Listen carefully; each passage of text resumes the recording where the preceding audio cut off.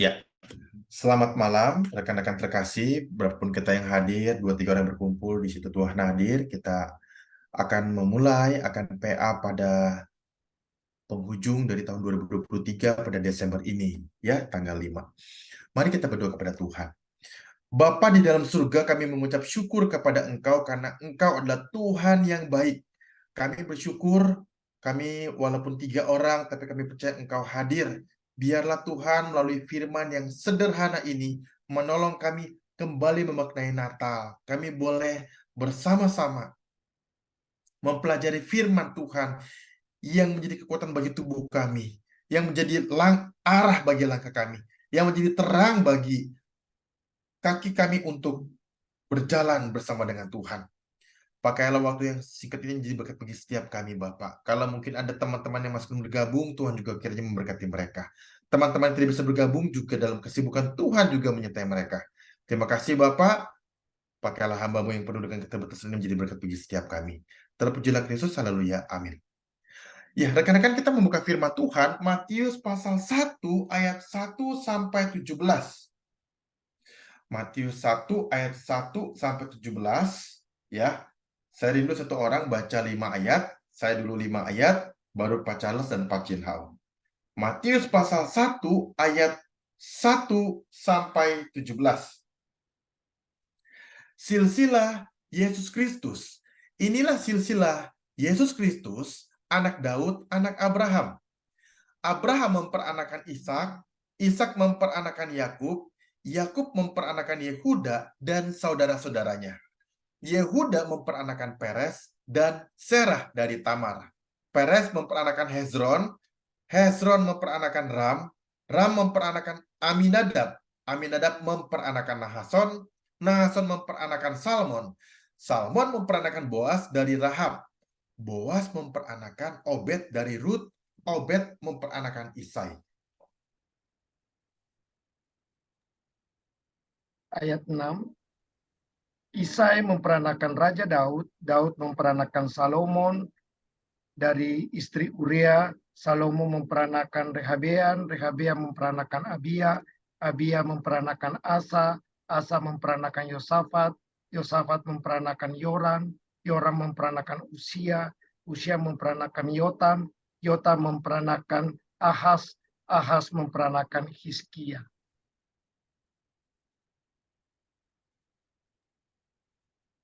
Ayat berikutnya. Ayat 10, Hizkia memperanakan Manase, Manase memperanakan Amon, Amon memperanakan Yosia, Yosia memperanakan Yekhonya dan saudara-saudaranya pada waktu pembuangan ke Babel. Sesudah pembuangan ke Babel, Yekhonya memperanakan Shealtiel, Shealtiel memperanakan Zerubabel, Zerubabel memperanakan Abihud, Abihud memperanakan Elyakim, Elyakim memperanakan Azor, Azor memperanakan Zadok, Zadok memperanakan Akim, Akim memperanakan Eliud, Eliud memperanakan Eleazar, Eleazar memperanakan Matan, Matan memperanakan Yakub, Yakub memperanakan Yusuf suami Maria yang melahirkan Yesus yang disebut Kristus. Jadi seluruhnya ada 14 keturunan dari Abraham sampai Daud. 14 keturunan dari Daud sampai pembuangan ke Babel. Dan 14 keturunan dari pembuangan ke Babel sampai Kristus. Nah, rekan-rekan terkasih, kita sudah membaca silsilah Yesus Kristus dalam Injil Matius. Ya, jadi kita tahu bahwa 4 kitab ini adalah di dalam Injil, ya. Matius termasuk di dalam Injil. Ya, kita tahu bahwa Markus adalah pembacanya itu orang kelas menengah ke bawah. Matius itu yang baca adalah orang Yahudi. Lukas yang baca adalah orang-orang yang berintelektual atau orang pandai karena Lukas seorang dokter. Sedangkan Injil Yohanes dibaca oleh orang-orang Yunani, ya, pada zaman tersebut. Nah, rekan-rekan terkasih, kalau kita membaca di dalam silsilah ini, mungkin kadang-kadang kita merasa bingung. Ini silsilah ini apa yang bisa kita pelajari?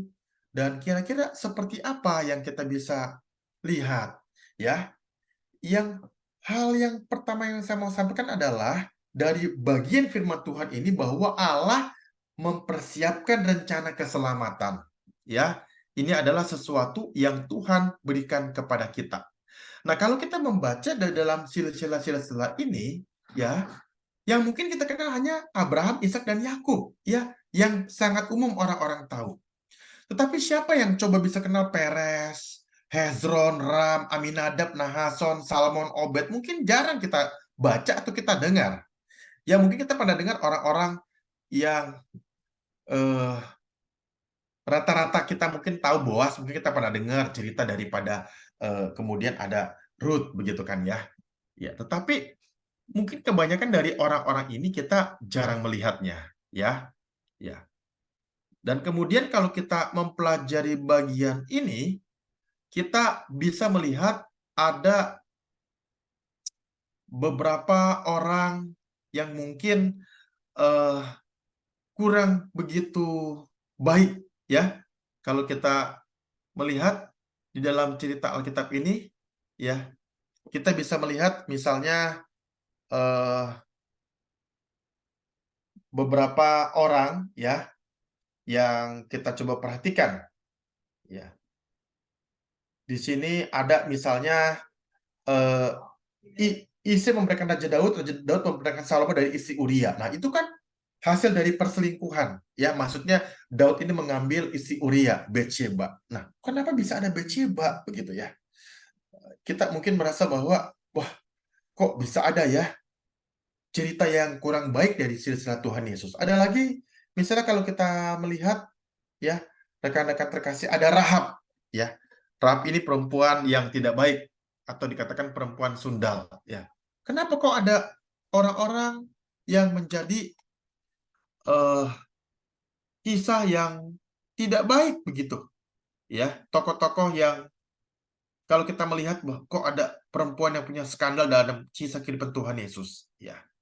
Jadi memang Tuhan memakai siapa saja yang mau dipakai oleh Tuhan. Jadi kita bisa melihat rencana keselamatan Allah pun diberikan kepada kita dalam konteks yang ada orang-orang berdosa pun dipakai oleh Tuhan. Tetapi Tuhan pun memakai mereka, memperkenan mereka untuk dipakai di dalam silsilah Tuhan Yesus Kristus itu. Ya, kita tidak bahas itu secara panjang. Kita akan bahas yang poin pertama tadi, Allah mempersiapkan rencana keselamatan. Ya. Nah, ketika manusia itu dalam dosa pada permulaan sejarah kehidupan umat manusia Adam dan Hawa, Kejadian pasal 3, Allah sudah mempersiapkan rencana keselamatan bahkan ketika manusia belum tentu dalam dosa. Dan bahkan kalau kita terus lebih lanjut lagi, sebelum dunia dibentuk pun Allah sudah mempersiapkan dan Allah sudah tahu dalam kemahatauannya bahwa manusia yang dicipta itu akan berbuat dosa. Maka Allah sudah mempersiapkan akan kelahiran Tuhan Yesus di dalam prapengetahuan Allah. Ya, karena Allah itu Maha tahu. Prapengetahuan maksudnya adalah bahwa sebelum segala sesuatu terjadi, Allah punya prapengetahuan dan Allah sudah memberikan dan akan memberikan jalan kepada keselamatan tersebut. Dan kalau hari ini kita di dalam konteks tahun 2023, kita sudah tahu bahwa Allah sudah datang ke dalam dunia 2000 tahun yang lalu sebagai Tuhan Yesus Kristus. Dan dia sudah mati di kayu salib untuk menebus dosa-dosa kita. Dan dia adalah Allah yang menyelamatkan kita. Rekan-rekan terkasih, dalam menyambut Natal ini, mari kita mensyukuri bahwa Allah mempersiapkan dan telah menjalankan karya keselamatannya buat kita. Jangan jadikan ini sebagai sesuatu hal yang biasa-biasa saja, tetapi mari kita syukuri. Yang kedua adalah, tadi yang saya singgung sedikit,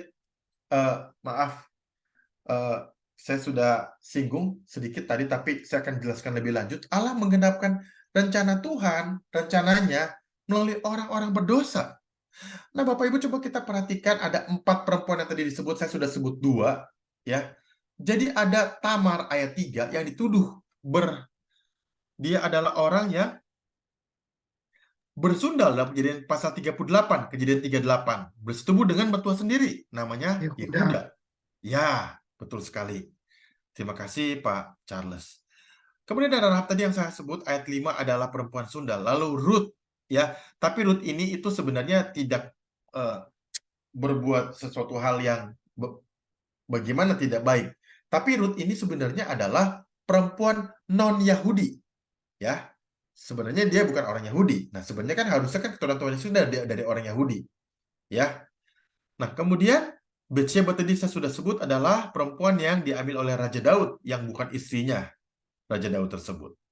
Nah, Bapak Ibu terkasih, tadi saya sudah katakan bahwa ada orang yang dalam kehidupan itu tidak baik tapi dipakai oleh Tuhan. Tuhan bisnisnya memakai mereka. Tetapi kalau kita mau lihat diri kita sendiri, siapa diri kita? Apakah kita layak dilayani Tuhan? Kita orang berdosa, orang yang jahat, orang yang di dalam pemikiran itu selalu maunya itu mengikuti kehendak daging. Ya, saya sendiri pribadi bukan orang yang suci bagaimana banget. Saya pun orang berdosa, rekan-rekan terkasih. Tetapi kalau saya boleh khotbah di mimbar, kalau saya boleh jadi hamba Tuhan, itu semua karena perkenanan Tuhan. Ya, jadi marilah kita menjadi orang yang mau akan melihat secara perspektif dari Tuhan, bukan dari manusia saja. Kalau kita bilang, oh, hanya orang yang baik-baik saja dipakai. Tetapi kita pun juga orang berdosa juga Tuhan pakai kok. Nah, jadi kita tidak bisa mengatakan atau mengatakan bahwa, oh Tuhan, kenapa Tuhan Yesus silsilahnya itu bukan orang-orang baik-baik semuanya? Kenapa Tuhan Yesus yang Allah jadi manusia itu harusnya dari golongan orang-orang suci? Yang gak bisa, rekan-rekan terkasih. Bahkan orang Farisi di zaman dulu pun berbuat dosa, berbuat jahat. Mereka pun menyalahkan Tuhan Yesus, Bapak Ibu. Rekan-rekan terkasih. Jadi, marilah kita bersama-sama melihat bahwa kalau Tuhan memakai orang-orang tadi yang kita pelajari, dalam silsilah Tuhan Yesus, kita bisa melihatnya dengan kacamata Allah, bahwa Allah memperkenan orang-orang berdosa untuk boleh menjadi garis keturunan Mesias itu Kristus. Ya. Yang berikutnya adalah yang ketiga, apa yang Allah rencanakan pasti terjadi. Oh, ini maaf, poinnya poin kedua, ya. Tapi tadi harusnya 3.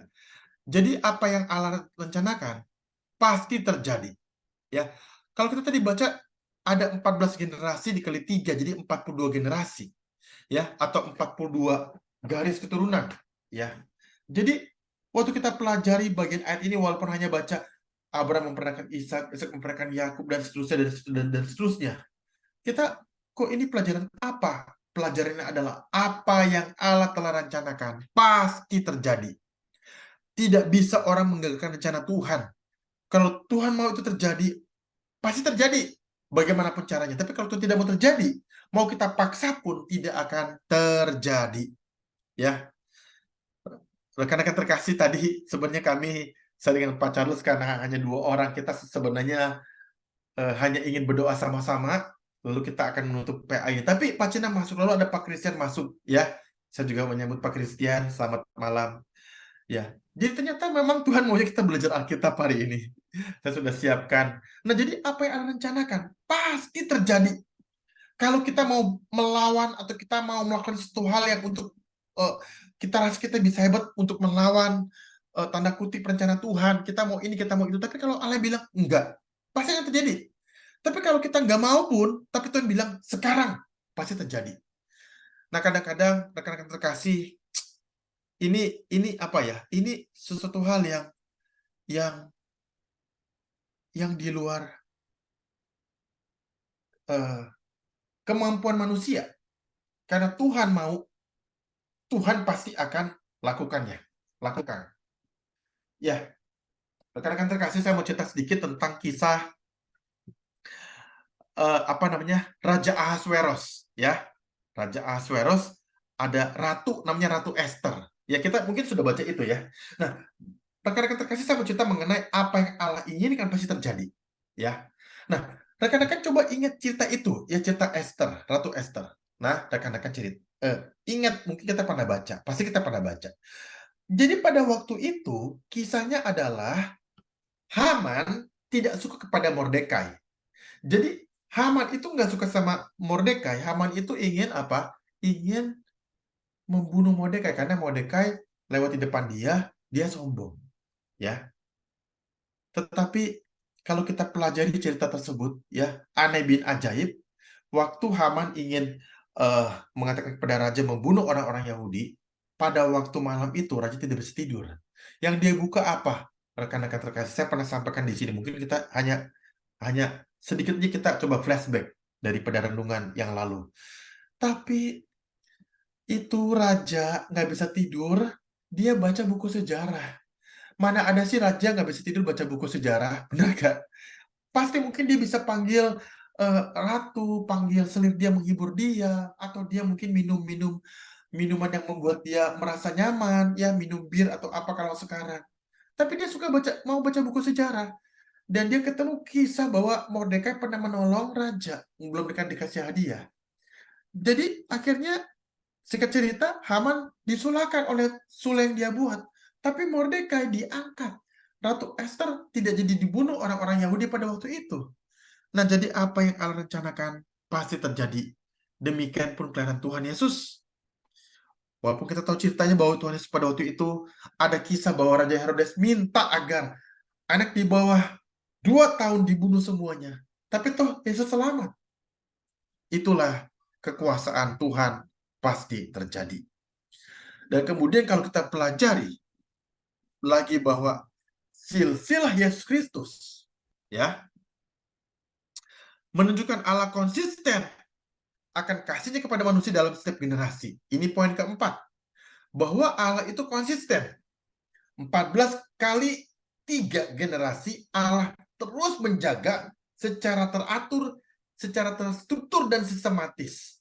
Bahwa Allah terus menjalankan maksudnya menjaga generasi ke generasi ini agar terus tidak terputus sampai lahir bayi Yesus Kristus. Bapak terkasih, rekan-rekan terkasih, kalau kita melihat dari cerita ini, Allah konsisten mengasihi manusia setiap generasi. Dan Allah pun mengasihi kita. Mengasihi Pak Charles, Pak Chin Hao, Pak Chris, dan saya sebagai hambanya. Dia mengasihi kita. Tidak pernah terputus, tidak pernah terpotong. Sudah tahu rekan-rekan sedang mengalami apa.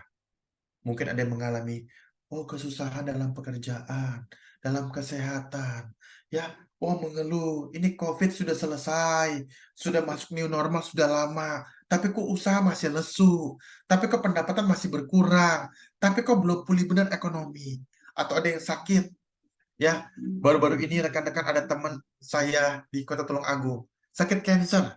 Kemarin saya baru ketemu, lalu dia bilang, "Contoh, saya ini tolong doakan saya ini masih kemo, ini baru kemo baru 2 kali nih. Nanti masih kemo lagi minggu depan." Orang tanya sama saya, ada suster tanya sama saya, dokter tanya sama saya, ibu stadium berapa? Saya nggak tahu, saya nggak pernah ngecek. Ya contoh Anton, kalau saya mau ngomong, kalaupun saya tahu, saya bisa apa? Kalau tahu misalnya stadium 4, saya down terus gimana? Ibu ini sudah tidak ada suami, ya. Tetapi dia masih punya anak perempuan yang akan nikah tahun depan bulan Agustus.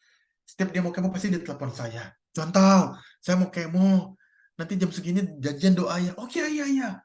Saya mau sibuk, mau apapun itu, tetap saya telepon pasti. Saya tinggalkan dulu pekerjaan atau kuliah atau apa, saya telepon dulu. Iya, Ci, saya doakan ya. Ya, saya nggak sebut nama. Tapi, ya mungkin kita nggak tahu. Masalah tetap ada dalam kehidupan kita. Tapi ingat, rekan-rekan terkasih, ketika Yesus datang sebagai bayi 2000 tahun yang lalu, menunjukkan bahwa Allah konsisten mengasihi kita dari generasi ke generasi. Dalam keadaan sulit, tetap percaya bahwa Allah mengasihi kita. Amin, rekan-rekan. Saya berharap kita semua katakan amin. Kemudian yang kelima, berikutnya adalah segala hal berjalan dengan waktu dan rencana Tuhan. Kalau kita lihat ada angka 14 ya, ada 14 generasi kali 3. 14 itu 2 kali 7. 7 adalah angkanya Tuhan, angka kegenapan. Dikali 2 artinya adalah bahwa Allah sangat genap, Allah sangat sempurna, Allah sangat dalam keadaan yang mutlak, ya. Segala itu berjalan dalam waktunya Tuhan. Tuhan tidak pernah terlambat dalam memberi kepada kita pertolongan. Tuhan tidak pernah gagal dalam memberi kita bantuan, ya. Kalau kita kadang-kadang kurang sabar mengenai waktu, ya. Rekan-rekan pernah nggak kurang sabar sama waktu, ya? Saya ini kurang sabar, rekan-rekan. Ini mau cepet-cepet ujian bab 1 tanggal 14. Padahal besok masih baru mau kumpul nih sore. Mau cepet-cepet liburan akhir tahun, ya. Mau keluar kota. Rekan-rekan pernah nggak? Mungkin pernah ya, kurang sabar ya. Mau cepet-cepet begitu ya. Di dalam kalender ini udah mau Natal, udah mau libur, rasanya pengen sobeknya dua-dua aja, jangan satu kalendernya ya. Kenapa? Capek sama kerjaan. Udah mau libur. Nah, kadang-kadang kita merasa bahwa kok Tuhan kok terlambat ya, tolong saya.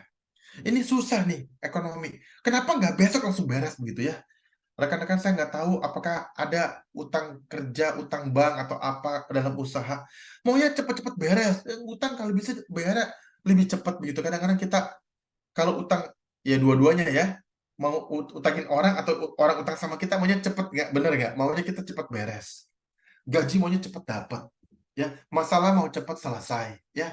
Anak kalau bisa cepat besar dan seterusnya dan seterusnya. Kadang-kadang kita pikir, kapan ya? Rekan-rekan, ini kita sudah mengalami Yesus lahir 2000 tahun yang lalu. Tapi rekan-rekan bisa bayangkan kondisi orang Yahudi pada waktu itu ketika dijajah oleh bangsa Romawi. Mereka tuh rindu Mesias datang loh, rekan-rekan terkasih. Kita mungkin sekarang anggap, oh Yesus sudah datang 2000 tahun yang lalu, sudah mati di kayu salib kok. Saya sudah dapat keselamatan, janji itu sudah genap. Kita lihat tiap tahun merayakan Natal, Yesus sudah lahir. Rekan-rekan coba bayangkan waktu pada zaman tersebut, zaman 2000 tahun lalu lebih, orang Israel ini dijajah oleh bangsa Romawi. Mereka tuh menantikan Mesias yang akan datang. Kapan Mesias datang? Kapan Tuhan datang? Selamatkan kami dari bangsa Romawi yang kejam menjajah kami. Tapi waktu Tuhan itu adalah waktu yang terbaik. Amin, rekan-rekan. Saya harap kita katakan amin. Ya. Poin ke-6, ya, poin yang terakhir. Yesus adalah keturunan Yusuf yang dilahirkan oleh perawan Maria. Kalau kita baca ya ayat ke-16, ya, dikatakan bahwa Yakub memperanakan Yusuf. Ngapa? Ya. Oh, maaf ya, rekan-rekan. Ya, udah. Ya, sini.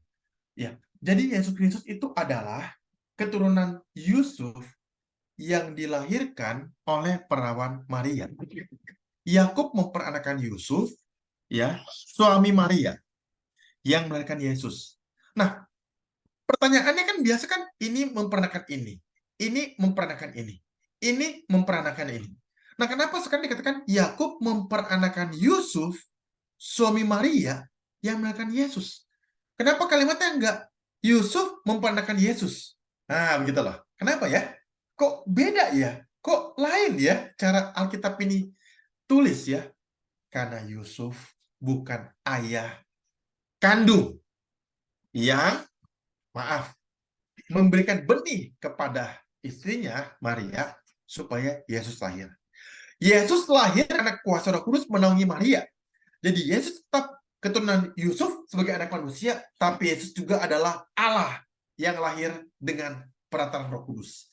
Genaplah yang disebut Yesus 100% Allah dan Yesus 100% manusia. Oh, sungguh indah, ya. Dari ayat ini kita bisa lihat bahwa Yesus itu adalah anak Allah yang lahir bukan karena hubungan biologis suami istri orang tua yang seperti biasa pada manusia pada umumnya. Maka di sini kita bisa melihat dalam ayat ini bahwa Allah yang dulu itu adalah yang transenden menjadi Allah yang imanen. Allah yang transenden adalah Allah yang jauh, yang besar, tapi dia juga Allah yang transenden menjadi imanen. Imanen adalah Allah yang dekat dengan kita. Imanen itu akar kata dari kata Immanuel. Imanen dan El. Immanuel itu Allah yang jadi manusia, Allah yang dekat. El itu adalah Tuhan. Immanuel itu dekat, El itu Tuhan. Tuhan yang dekat dengan kita. El itu Elohim, gitu ya. Nah, seringkali saya juga katakan bahwa selain transenden, Allah adalah Allah yang jauh menjadi Allah yang dekat, tetapi ketika Yesus sudah lahir dan dia akhirnya sudah dewasa, dia mati di kayu salib, dia mati, kemudian dia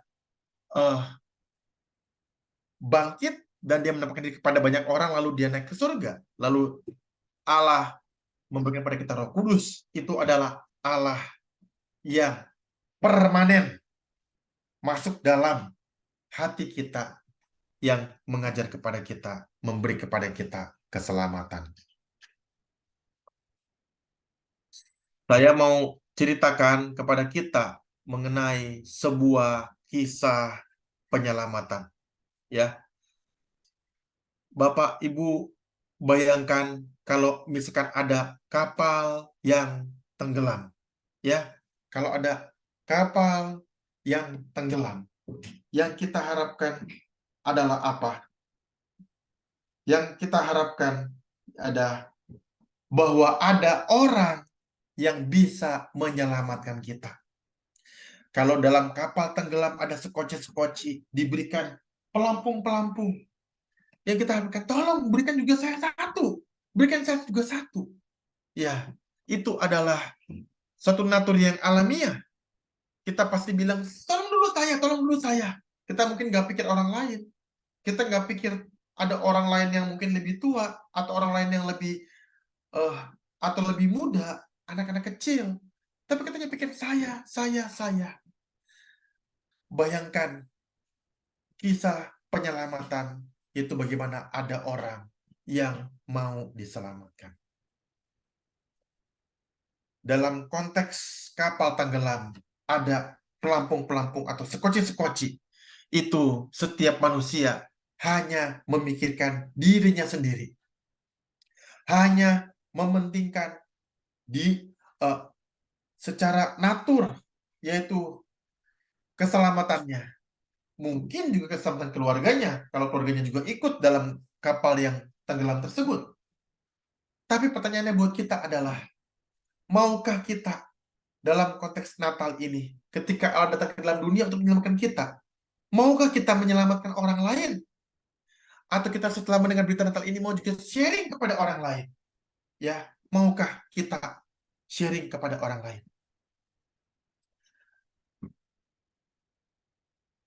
Rekan-rekan terkasih, waktu persiapkan renungan ini, waktu mau menjelang menyusul Natal Desember 2023 ini, rekan-rekan, saya kepikir satu yang terus menggerakkan hati saya. Saya ini, kalau boleh sharing, rekan-rekan mau tulis disertasi tentang bagaimana kepemimpinan berbasis planning untuk mengembangkan gereja, khususnya di Gunung Wilis, di Tulung Agung. Itu proposal yang saya lagi buat ini dalam besok harus kumpul, begitu besok jam 3. Tetapi saya itu digerakkan oleh Tuhan. Saya beberapa minggu ini sibuk bikin paper, tapi saya tuh ada suara hati kecil dalam hati saya yang bilang, kamu ini hamba Tuhan loh. Anton, kamu jangan hanya pikirkan saja kamu kuliah, dapat gelar lagi, bikin tugas lagi, bikin PR lagi, tambah pintar bikin buku, berhasil, tapi kamu tidak bawa jiwa loh. Saya merasa sedih sekali waktu saya pikirkan hal ini. Kemarin teman saya sharing di grup orang Makassar, Kodani Abadi, booklet atau catat Natal. Teman-teman, siapa mau dapat catat Natal ini? Saya bisa kasih. Saya langsung pesan. Kodani, saya pesan 1.500. Oke, siap Bro Anton, saya mau kirim, tapi butuh seminggu ya. Bagi-bagi catat pada waktu Natal. Saya rindu ini akan saya bagi di dalam teman-teman hamba Tuhan 21 gereja nanti. Pada saat itu sudah datang catatnya. Saya mau juga bagi catat itu untuk supaya orang bisa baca dan mendapati keselamatan dari catat itu. Teman-teman, saya sudah beberapa kali, kadang-kadang saya waktu keluar kota naik mobil, itu di rest area saya bagi catat kepada orang-orang. Kadang-kadang juga takut sih rekan-rekan. Tapi ya, ini tugas kita, rekan-rekan terkasih. Maukah kita dalam momen Natal ini kita juga sharingkan dengan cara kita? Apakah kita bisa ajak teman kita, saudara kita yang belum mengenal Tuhan ke acara Natal? Atau kita bagi traktat, atau apapun juga kita bisa lakukan. Atau minimal kita doakan orang kita yang belum percaya Tuhan Yesus. Ya, nanti saya rindu sebelum kita mengakhiri PA ini, kita coba sebut beberapa nama. Atau kalau kita merasa sungkan, kita sebut dalam hati kita doakan dulu. Saya rindu kita mungkin ambil waktu 1-2 menit untuk kita membagikan kisah kasih Kristus itu. Ya, kisah Natal itu jangan kita setiap tahun berulang-ulang belajar Natal, tapi kita anggap, oh ini perayaan, beli baju baru, makan makanan yang enak bersama dengan keluarga, bertemu dengan keluarga kalau kita pulang kampung. Ini saya mau pulang kampung, rekan-rekan. Ketemu keluarga. Jangan lewatkan Natal 2023 ini tanpa kita memberitakan kasih Kristus kepada orang yang belum kenal Kristus. Ya, jangan sampai itu terjadi. Saya berjanji kepada teman saya ini, Ko Dani, saya mau bagi dengan tangan saya sendiri minimal 20 traktat kepada orang yang belum dikenal. Kadang-kadang saya bagi traktat store di selipan motor. Kalau rekan-rekan ada motor matic ya, itu kan ada tempatnya ya. Biasa bisa taruh uang, taruh botol minum. Saya masukin selipin. Beberapa waktu lalu istri saya beli HP ya, karena memori sudah penuh dan udah agak jelek. Udah copot HP-nya itu, udah copot, benerin copot lagi. Beli HP, sambil nunggu itu diperbaiki, itu kan maksudnya kan masukin data. Saya kan pas buat traktat itu ya, teman-teman ada traktat di jok motor saya. Ada 10, saya bilang. Masuk saya ke sebelah, ada motor 10. Saya masukin. Sambil saya doa, Tuhan, siapapun yang baca traktat ini, Tuhan, supaya dia mengenal Tuhan Yesus. Amin. Udah, saya cuma taruh doang. Saya nggak tahu itu mungkin ambil baca atau bagaimana. Setiap traktat yang saya punya dari Kodani di Makassar ke lokasi, itu selalu ada akhirnya tuh, apakah Anda mau tahu lebih jauh? Silakan hubungi nomor ini. Ya, itu nomor saya, nomor apa saya, rekan-rekan. Kodani bilang, kamu mau nggak, Bro Anton? Mau. Saya baru satu orang yang WA gitu, mau nanya-nanya. Ada yang seperti itu. Ya, tapi marilah kita sharing berita tentang Tuhan Yesus. Rekan-rekan terkasih, Tuhan datang ke dalam dunia. Untuk apa? Untuk menyelamatkan setiap umat manusia. Dan kitalah orang yang juga akan dipakai untuk membagikan kisah kasih Kristus. Amin. Ya, rekan-rekan, saya rindu sebelum